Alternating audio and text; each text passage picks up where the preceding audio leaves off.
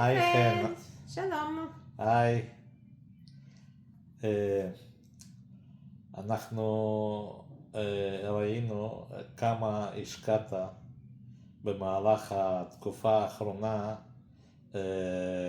בתחרות הזאת על מנת להצליח. אתה בדרך כלל, כל מה שאתה עושה אתה משקיע, אוקיי? והיית מאוד ממוקד מטרה.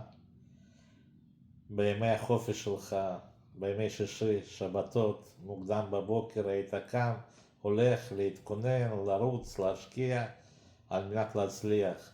ואנחנו התפלאנו מהדרך שלך ומהנחישות שלך, מההתמדה שלך. אנחנו מאחלים לך שבדרך הזו, באותה התמדה, אותה נחישות, אתה תצליח בכל דבר שתעשה בחיים, בכל מקום שתפנה אליו, במיוחד בתחרות הזאת. אז שיהיה לך בהצלחה, אוהבים אותך. חן, אנחנו מאחלים לך בהצלחה במרוץ.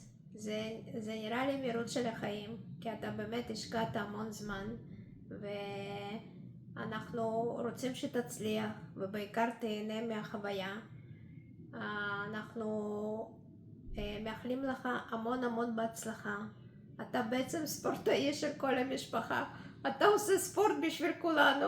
ועכשיו הגיע הזמן אמת. המון המון בהצלחה. אנחנו אוהבים אותך ושולחים לך אלף נשיקות.